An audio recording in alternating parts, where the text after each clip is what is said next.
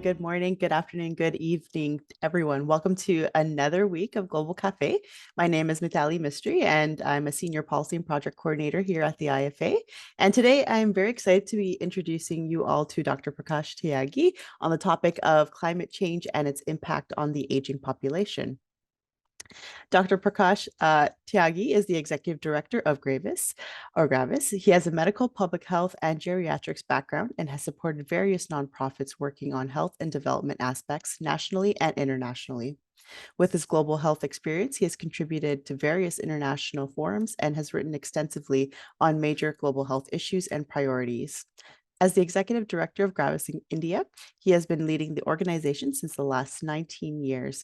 GRAVIS works extensively in the Thar Desert of India with key focuses on population aging, healthcare, water security, food security, and community mobilization. It reaches out to about 2 million people living in poverty with its work and has helped formation of over 4,000 community-based organizations. So thank you so much for joining us today, Dr. Tyagi. Thank you, Mithali. Thank you for giving me this floor, giving me this opportunity. It's a great pleasure to be on the IFA Global Cafe. And greetings to all participants from different parts of the world. I look forward to the conversation. Thank you so much. So I just want to get us started. As mentioned in your biography, you are a physician working at the intersection of public health and global health, aging and climate change. So I was wondering if you could tell us, what brought you towards this work? Thank you for your introductory question. I had started working at the ground level, at the implementation level after my educational years in early 2000s, about 2 decades, more than 2 decades ago. At that time, this intersection of public health, global health, climate change, and aging was probably well understood, but it was definitely not well structured, well illustrated, or strongly articulated. I remember in my early years of my work in 2002 to 2003 in India, the work was in the Thar Desert region where the organization that I lead is based. The local communities were grappling with a very severe drought, famine condition, and there were massive needs, massive health issues in the area. I then led an outreach medical program in the local communities, and we tried to reach out to the remotest populations who were in need of medical support, healthcare support. We provided diagnostic and curative services to the communities, and what we saw was that the large numbers of those people in need were older people, and particularly older women. It was very clear that there was a very strong link between droughts and climate change, because since then the droughts became more and more frequent in the communities that I work. And also the linkages between droughts and climate change and older people's health needs. So from the very beginning, I started believing in the fact that there is a need of bringing these pieces together to make it a full spectrum, because everything at that point in time was very disconnected. So that's how the journey began. Around the same time, I would say between the years 2004 to 2006-07, I had the opportunity of visiting, supporting, monitoring various disaster relief projects in India and in parts of South and East Asia caused by climate change incidents.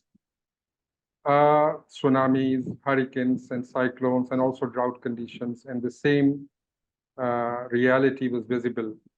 There were many older people neglected, impacted, needing healthcare and health issues and health needs. So the need was all the more there to bring integration, to make a holistic kind of a cycle of connecting these three pieces of public health, climate change, and aging. I also remember that when we were working in India in early 2000s, we had taken the initiative of creating a drought mitigation forum, which provided a place, an opportunity for multiple diverse stakeholders to come together to discuss ideas, to exchange theories, to exchange new innovations. In fact, that innovation, that forum that we had created did not go very far, but it was one of the many seeds that were sown to make this connect, to make this intersection.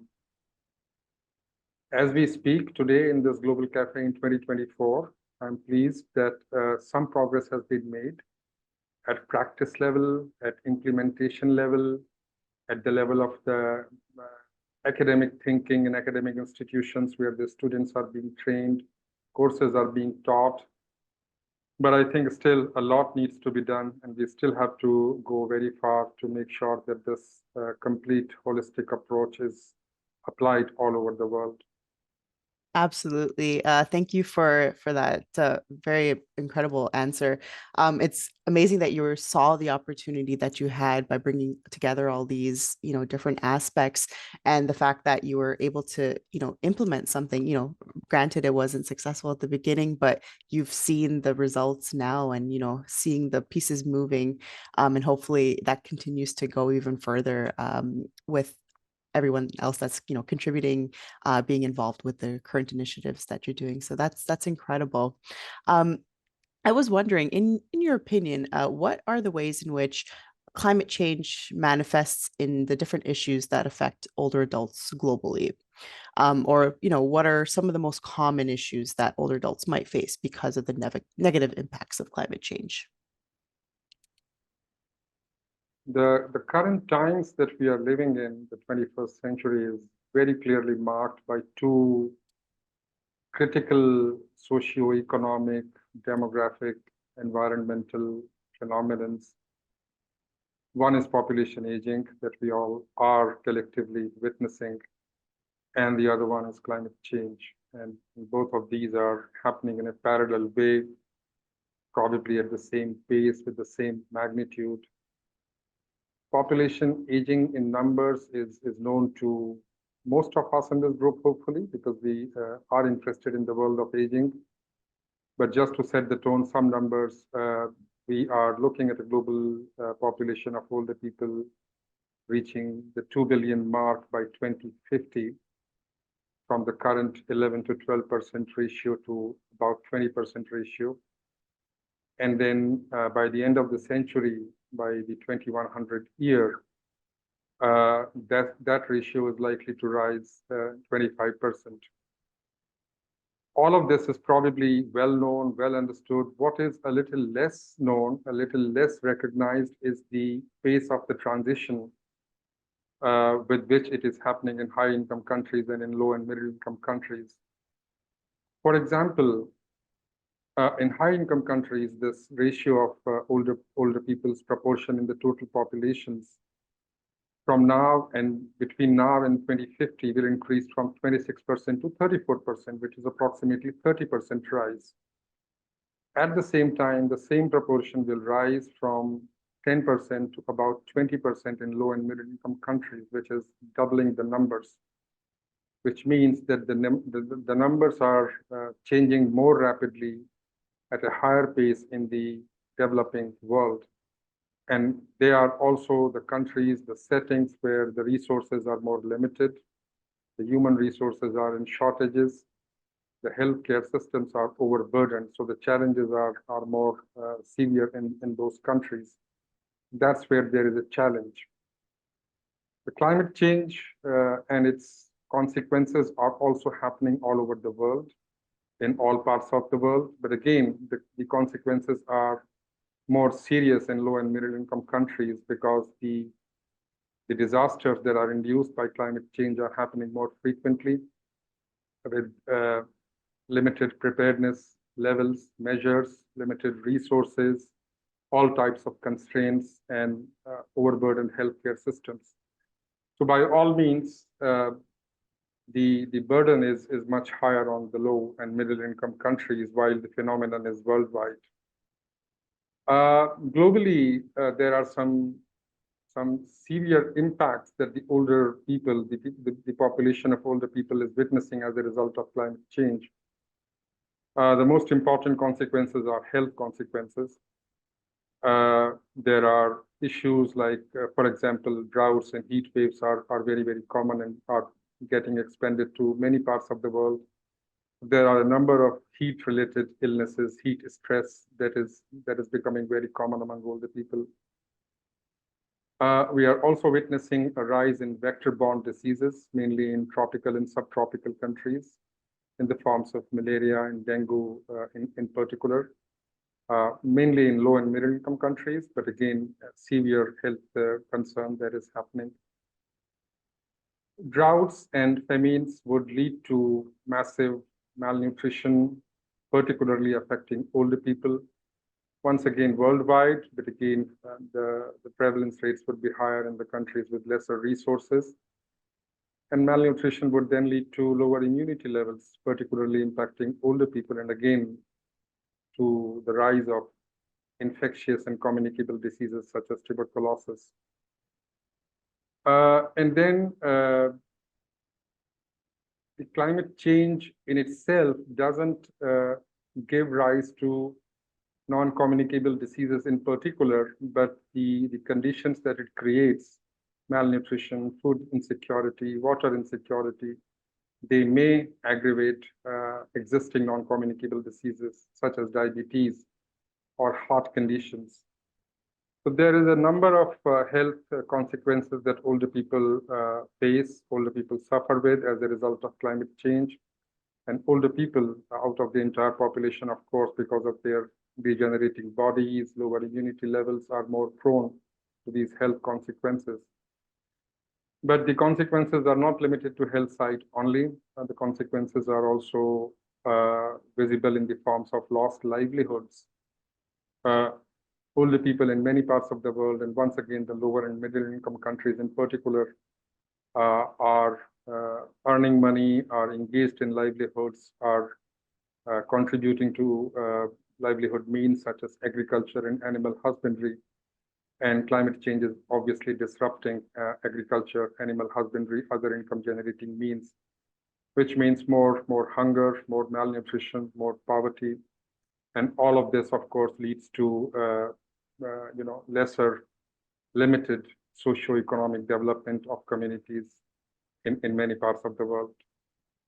Yeah, absolutely. You pointed out quite a few number of important points over there. You brought up the fact that like even though that this is happening on a global level, lower and middle income countries are being affected a little bit more differently and probably with more negative impacts.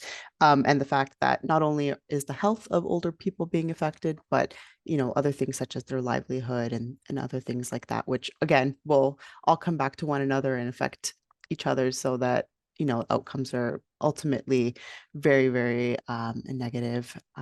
Thank you for pointing out those important points.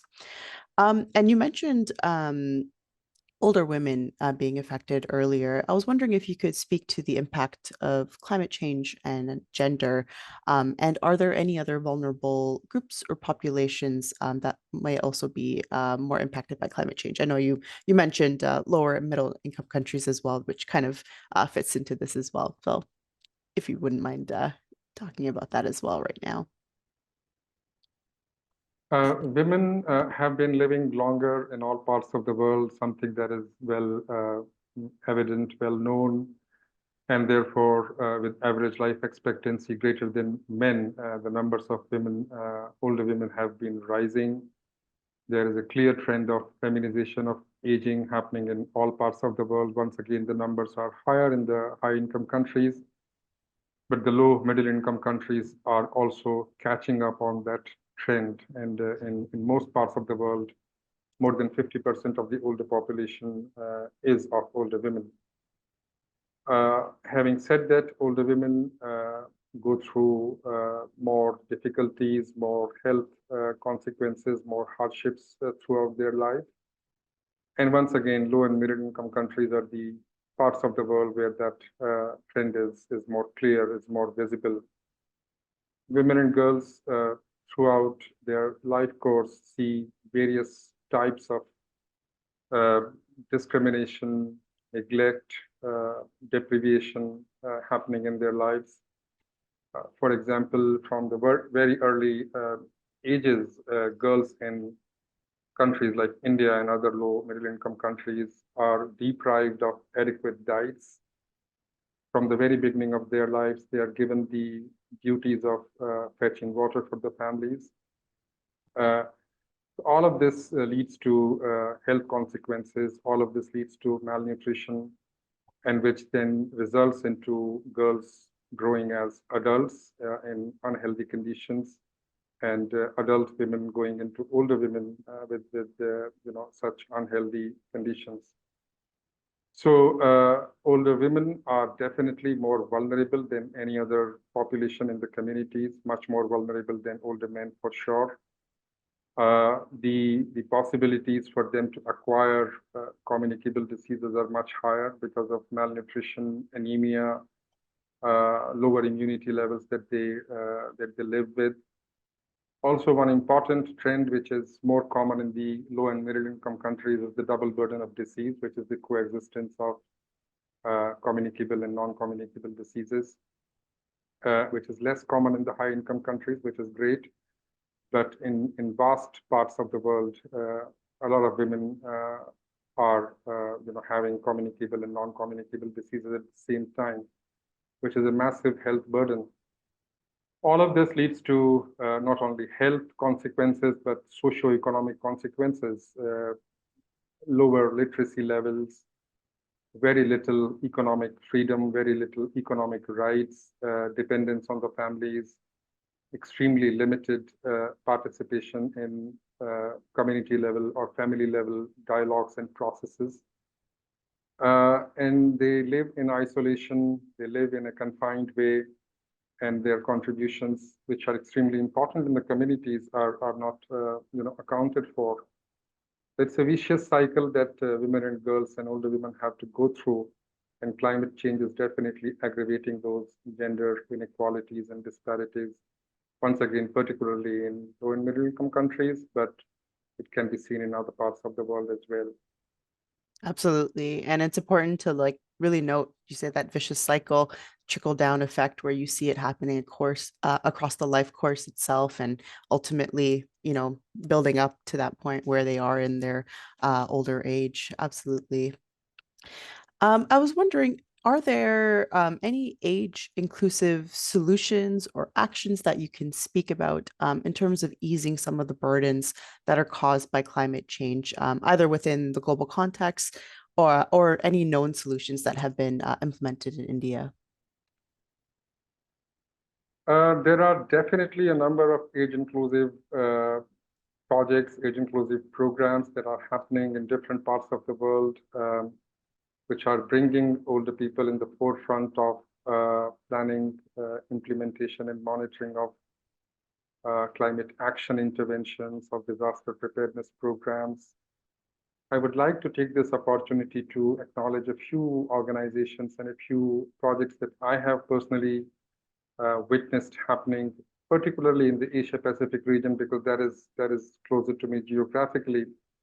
GRAVIS, the organization that I lead, obviously also does a lot of work, into which I will come back in a minute. But GRAVIS and many other organizations that have been the part of HelpAge International's global network. HelpAge, of course, is a global network that has been leading a lot of age-inclusive programs and interventions. So a lot of meaningful work is actually happening. COSE is an organization based in the Philippines, Coalition of Services for the Elderly, which is implementing a program that focuses on creating older people's groups, older people's associations, and trains them in disaster preparedness interventions at the community level. Similarly, HelpAge partners in Vietnam and Cambodia are doing some great work in creating similar kind of groups and utilizing their potential in climate change adaptation measures. FOPDEV is another organization which is based in Thailand, and they are applying some innovative ideas on educating older people about disaster preparedness and climate change. Help Age Sri Lanka is a Sri Lanka-based organization. Aging Nepal is a Nepal-based organization, and Resource Integration Center is based in Bangladesh. These are all organizations that are focusing on older people's leadership, their training and capacity building. And also YEL from Indonesia, SAO Foundation from Singapore, and networks like ALAP, which stands for Alliance for the Longevity in Asia Pacific. There are some really very noteworthy experiences and examples. I will also explain very briefly about the work that GRAVIS is doing, which I know more than other organizations. GRAVIS has been leading a communities-led or older people-led climate action program for a number of years. And the idea is to give the lead to older people, because we believe that despite of being vulnerable population group because of their special needs and special status, older people are also in the position of being very active contributors and effective leaders of climate change adaptation measures because of their traditional knowledge and wisdom, the coping mechanisms that they have been living with for a long time. So we are leading this program, and this program covers a population of about 300,000 older people, a total population of about 2 million residents in the desert communities where we work. And there are three critical components to this program, within this program. The first one is around community mobilization and training and capacity building, within which we are trying to create older people groups in the communities, mobilize them, strengthen them, bring them together. Those groups may be in the forms of older people's associations, also in the forms of intergenerational learning groups, or ILGs as we call them. Intergenerational learning groups are a unique kind of community-based organization, because they bring representatives of older age and younger age together to allow intergenerational exchange of knowledge and ideas, and to strengthen intergenerational solidarity. So we are imparting skills and capacities to these community-based groups led by older people, so that they can plan, they can implement their own initiatives in their own communities. A second component of our communities-led, older people-led program is a demonstration of drought mitigation technologies, because the area in which GRAVIS works, droughts are more common. It's a desert setting, it's an arid zone, the rain failures are very, very frequent. There is a great need of demonstrating rainwater harvesting technologies to promote rain-fed farming, and to ensure that the community level resources are well managed by and are well protected by the communities, and in which older people, of course, have a natural leadership role. So we are implementing those activities at a very large scale in the Thar Desert. And the third component of our work is, within this approach, is about research, documentation, and advocacy. We believe that the work that is happening in India, we believe that the work which is happening in some of the other countries that I just named with the different partner organizations needs to be documented, needs to be compiled. Its learning needs to be kept in a safe place as a legacy of what is happening, and needs to be disseminated at a wide scale, so that the work can be replicated in many different parts of the world. Droughts in particular, which have been the climate change manifestation in arid zones, are actually expanding. Heat waves are actually expanding and happening in unconventional places all over the world. So I think there is a great need of learning from each other, and older people, they have the potential of leading these programs. So these are some examples of the work that is happening in India and other parts of the world.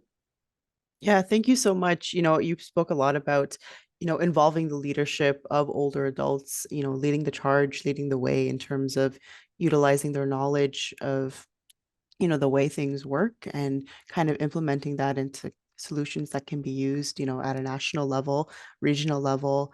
You mentioned important aspects of the Thar Desert in terms of the droughts, famine, as mentioned earlier, and how that's being integrated with their knowledge as well. So, all very important factors to consider when trying to develop solutions for areas. And I really like the aspect of compiling all this knowledge and sharing it with the world.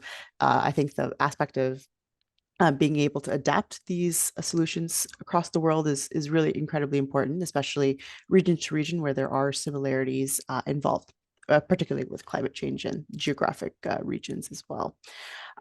Amazing. So I was wondering, in your opinion, how can countries start to improve their climate action plans to be more considerate of the life course within their policies and programs?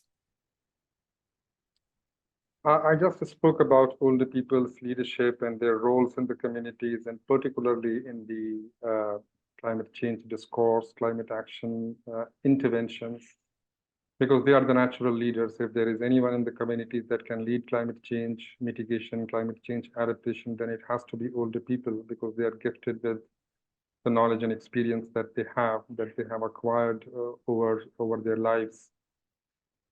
National plans, of course, are going to be dependent on the local needs, local context, and therefore they have to be country specific. But some broad ideas that come to my mind, which might give some guidance.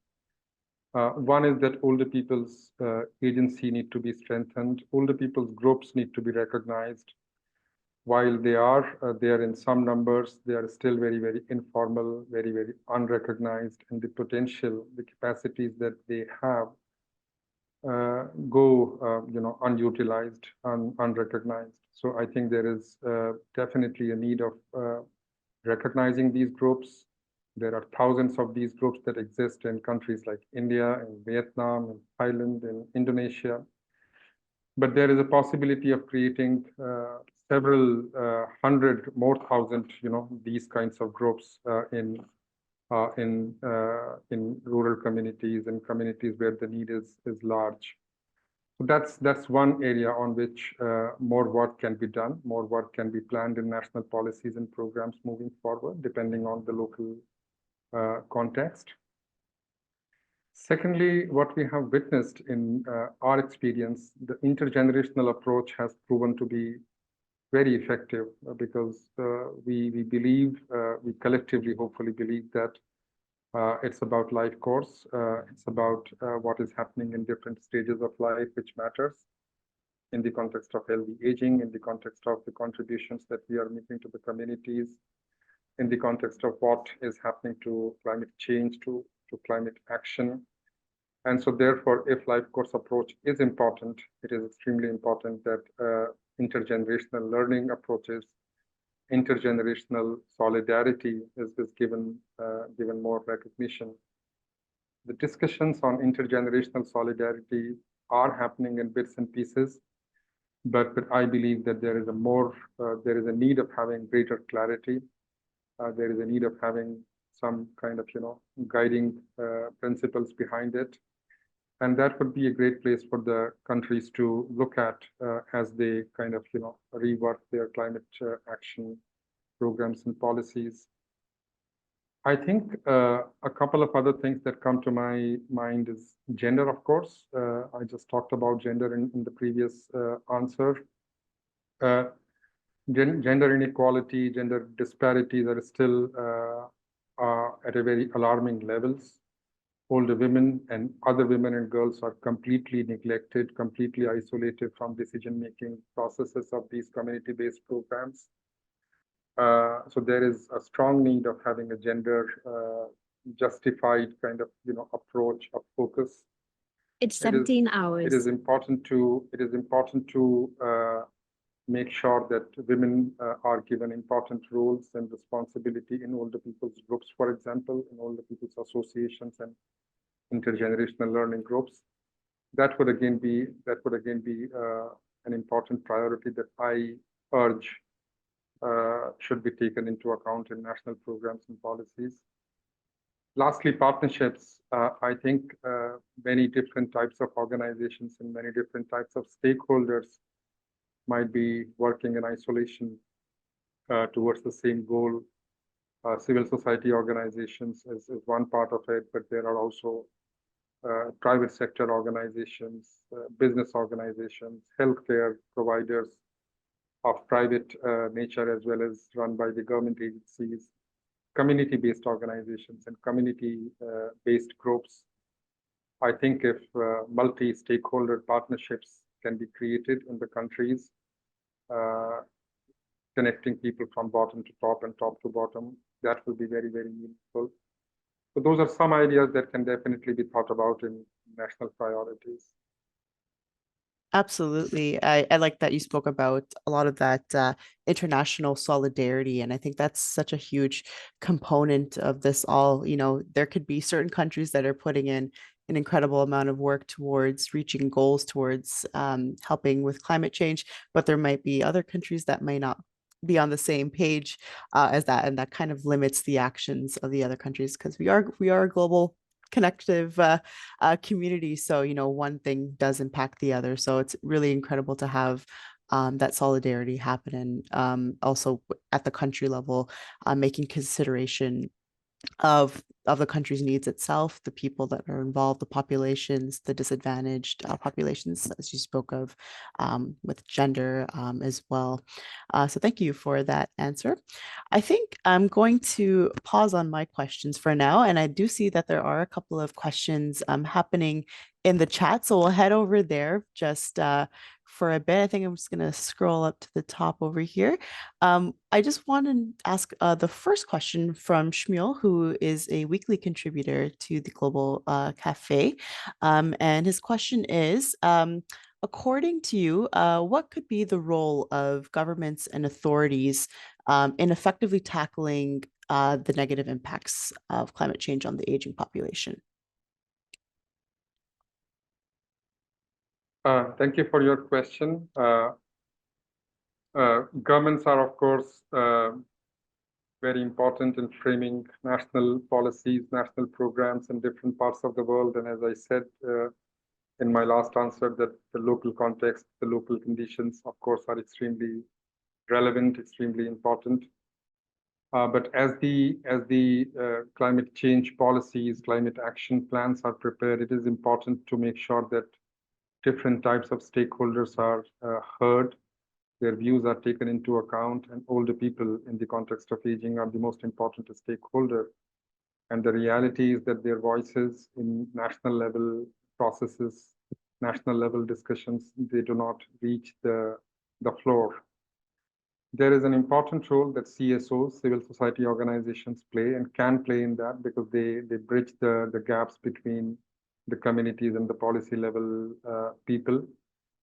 They can communicate these voices, but I think there is a greater need of hearing those voices, collecting those voices, and putting them into on the table. I think there is also a need of simplifying climate change language. Climate change language from the very beginning has been very scientific, very technical, very complex, and there is a good reason for that. But at the community level, where also climate change is an extremely important issue, apart from academia, the language has to be suitable, the language has to be inclusive, and that will allow more older people from the rural communities, from the communities that are living in resources-strained settings to be more vocal, to be more open in expressing their ideas and their views.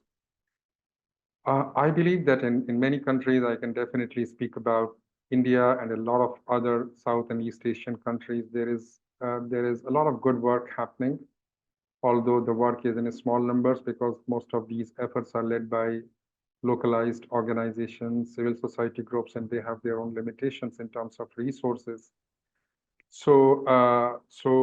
But the good work is there, the good examples are there. So there is a need of collecting those good practices. The governments may take up that task of collecting the success stories, the case studies, and to ensure that how replication can take place in other settings in the same country or in other countries of the region. And lastly, I think the funding of climate action has been an issue at the global level as well as at the country levels. the funding is highly tilted towards academic, technical research side of it, which is also needed. There is absolutely no denying. But the localized action, the localized efforts of the communities, which are led by older people and by local groups, they also need to get more attention. So it's that kind of comprehensive approach, which I think is needed to bring older people into greater focus areas of climate action interventions. Yeah, absolutely. That's a really good answer. Integrating, everyone at the governmental level all the way down to grassroots with the local individuals, groups that are, they're seeing it firsthand, affecting their livelihoods, their lives, their health, and having that interaction between governments and them to kind of work together to create some comprehensive solutions, I think is really important. I also like the point you made about language, climate change language being, very accessible to everyone. People coming from a science background, they understand all these words, the terminology that's being used, but there might not be others that, maybe they might just be in a different field. There could be other issues at hand in terms of literacy, but understanding what this language means, changing the language perhaps, though that it still aligns with what it means, is really important. Thank you for that. I believe Anna Sepulveda, you have a question regarding what the consequences on energy consumption are when people are working the same time periods in a world with more active adults. I was wondering if you wouldn't mind unmuting yourself, if you could expand on that question, if possible. Hi, can you hear me? I'm Yeah. outside. Yeah, no, that's Yeah. problem. We can hear you. Yeah. My question is related to the fact that we have active people working in the same 9 to 5. And you have a lot of people in Portugal, for example, we are 40 plus are more than 50% of the population. So also in terms of the energetic consumer, it is an issue. It's something that I've been working and thinking for quite a long time, but I see no easy solution for that. So I would like to hear his opinion related to this. Thank you for that. Dr. Tyagi? I'm not sure if I got your question fully, but what I understood from your question is that people working in different time zones, and if they are older populations, how their energy levels are affected or not affected. This is an area on which research may have been done, but I have not gone through that, so I don't think I will have a good answer to that. But different time zones may have health consequences because people would have odd working hours. This may not be very directly linked to the discussion that we are having today of climate change, but that's definitely something which is happening as a global change because of various consequences that we have gone through in the recent past. The pandemic may have also been responsible for having a kind of a work culture which is more 24 hours a day. But I can have more discussions with you, Anna, a bit later offline if I find more ideas about this. Yeah, I think also maybe possibility of the overexertion in a time where, the climate change in terms of like heat waves, working in those kinds of conditions might just negatively impact ourselves is something I guess we need to keep thinking about as well. And we have a question from Cynthia Stewart. If you wanted to unmute and ask your question. Well, thank you, and greetings from New York, Prakash. It's wonderful to hear more in depth about the work of GRAVIS. But I was just thinking about, given the life course disadvantages for girls and women, I'd just love to hear your thoughts about what changes really, truly need to begin happening in order to change that trajectory to one where little girls are valued more. And that's really a cultural change and shift. And I'd just love to hear your thoughts on how you see that perhaps occurring. Thanks for your question, Cynthia. It's great to see you. It's indeed a massive social, cultural issue that has been happening in many parts of the world, more particularly in South Asia and in parts of Africa. And there is definitely a great need of a paradigm shift, of a mindset change, because as you said, it is more cultural than anything else. The discrimination actually starts very early in life. As I said in the past, the discrimination, injustice in the food intake, in the nutritional issues, in the kind of the duties that women and girls are given, of physical exhaustion of a nature that would very severely impact their health in the very beginning of their life. So that's all very, very cruel, so to speak, very, very unequal and very, very unjustified.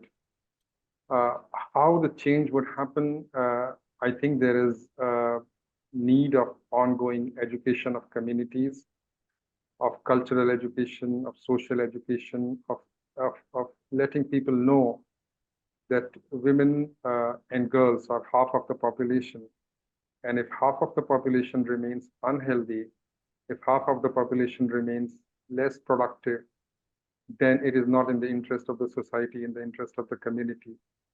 When we work with the rural communities and we kind of set up a new program, there is always a process of generating a consensus, a kind of an understanding in the communities. And every time when we start a new program, we come across men and boys who would resist the idea of giving equal responsibilities, equal share of power, equal share of decision making to women and girls.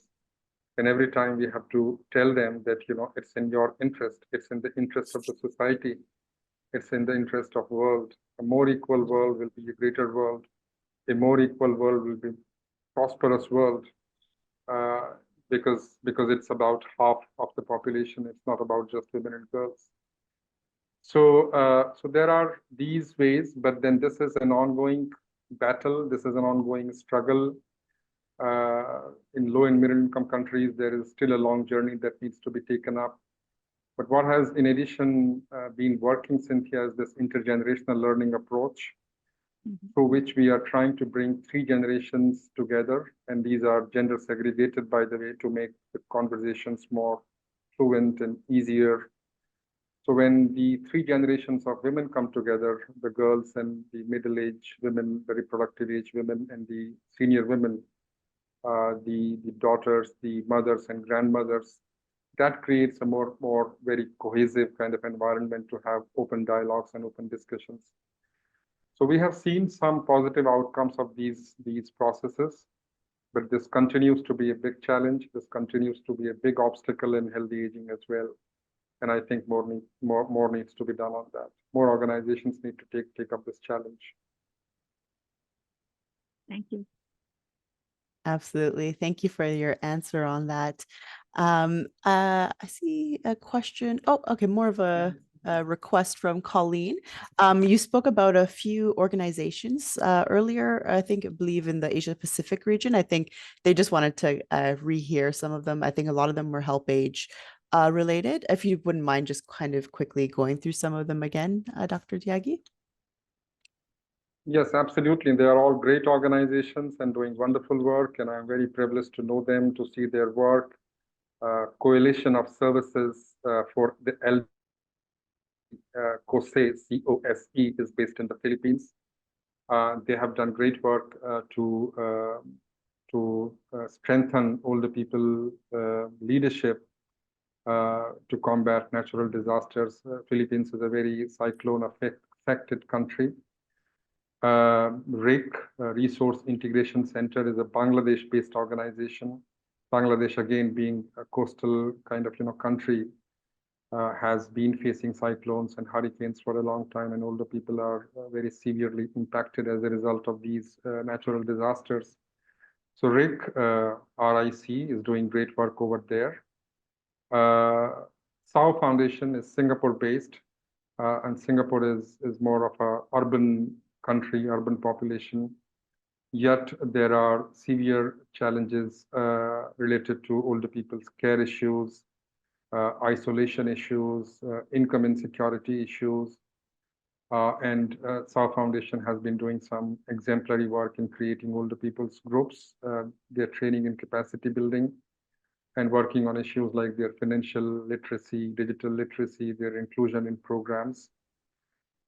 In Nepal, Aging Nepal is a local organization that is also working very actively in training and capacity building of local older people's groups.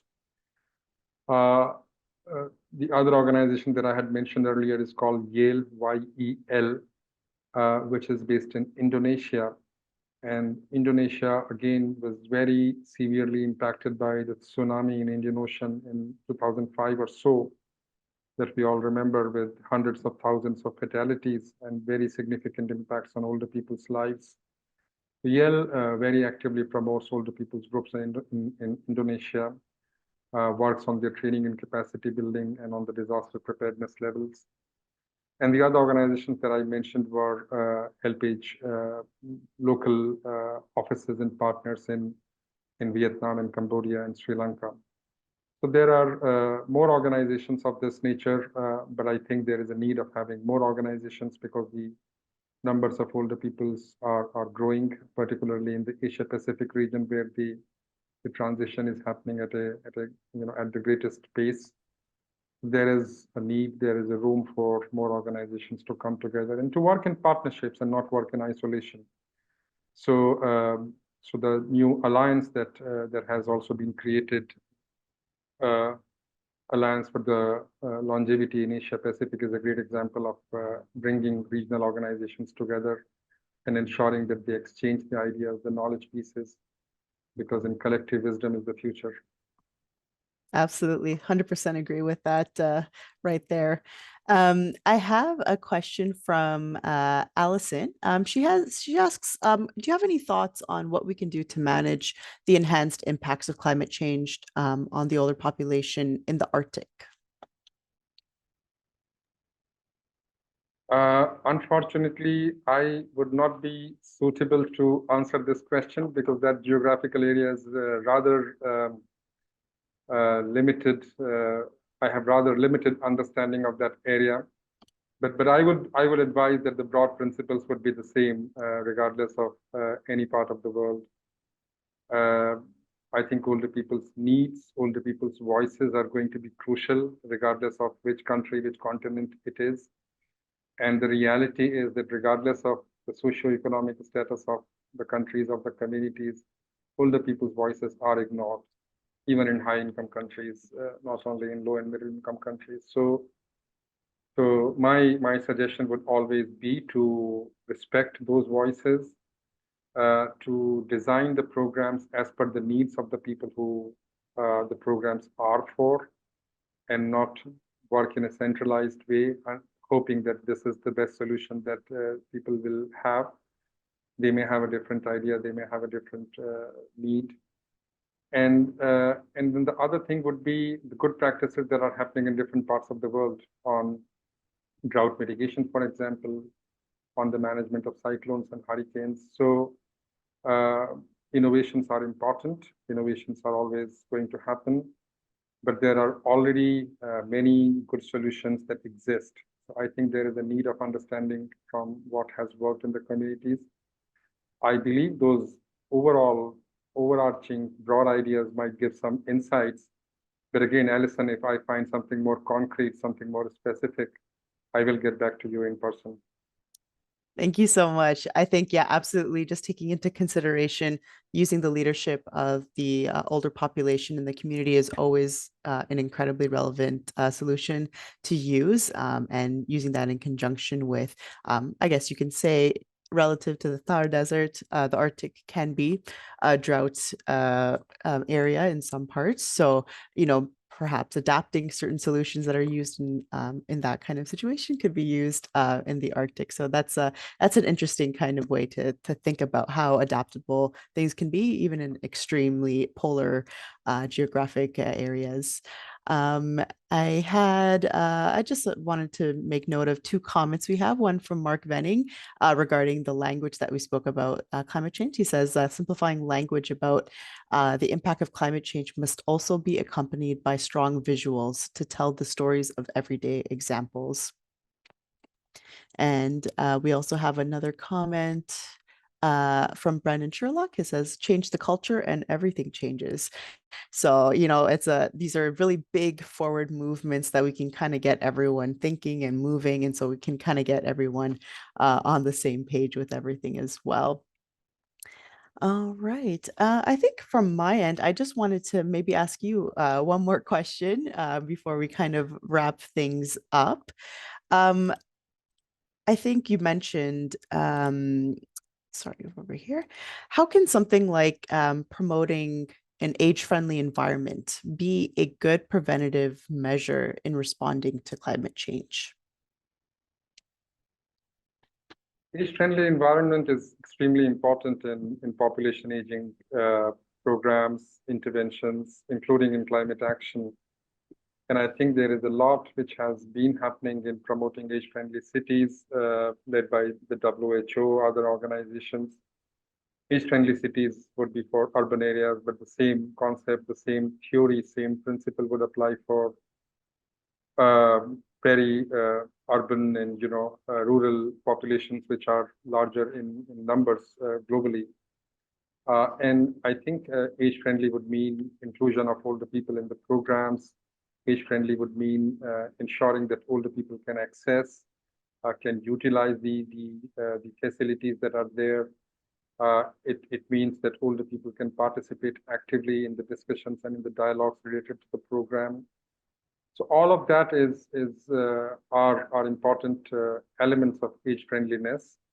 And I think climate change and climate change action programs are going to be extremely benefited by having these elements in place. We are in the decade of healthy aging, which is promoting a number of elements, a number of aspects of healthy aging. I believe everything is very, very interrelated, and we just need to take a holistic approach. Absolutely. That's a perfect way to kind of end all the questions. Definitely, take a step back, take a holistic perspective, take into consideration everything that's happening, and ultimately learn from others, learn from the older adults around us to kind of help mitigate solutions towards climate change, because climate change is here to stay, at least for the time being. So we all need to work together the best we can to kind of move forward with things. So now that we are slowly coming close to the end of today's Global Cafe, before we wrap up, I would love to hear your key takeaways from today's discussion, Dr. Tyagi. So I'll give you a little time to just gather your thoughts as I will introduce our next week's topic and speaker right now. So please join our discussion next week with Ms. Lucia Panes, CEO and Director of Imaginary, on the topic of Not Just for Children, How Games Can Keep Us Fit. So please join us to listen to that great discussion next week. All right. And now we're back to you, Dr. Tyagi. In a few sentences, what are some of your key takeaways from our conversation today that you'd like us all to leave with? There are many takeaways, but in the interest of time, I will limit my words to a few sentences. Firstly, I think the intersections that we talked about and the point from where this conversation has started are important.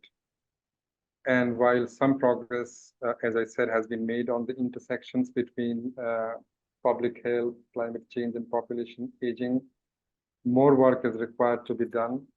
More work is required to be done at the community level, and more work is required to be done at the academic and research levels. So I think that is an ongoing, that's work in progress, and that must continue. Secondly, I think research is important because climate change is scientific, and it of course is a research-oriented topic. But the research priorities need to be balanced. On technical research, only academic research may not be very meaningful. Community-based research action-oriented research is also required, and that's where the balancing act needs to come into the picture. Thirdly, I would say that funding priorities are important. Without funding, local action is not going to be possible. And if we look back at the history of climate change interventions, climate change funding in the last 20 to 30 years, of course, the greater focus has been on the research and on the academic side. I would suggest that some balancing act in this context also is considered, and local initiatives, local projects are funded so that older people's contributions can be recognized and replication of best practices can take place. And finally, we are all working on the 2030 agenda. We are all working on the sustainable development goals, and all this work is going to contribute to achieving the 2030 agenda. But older people's participation is important.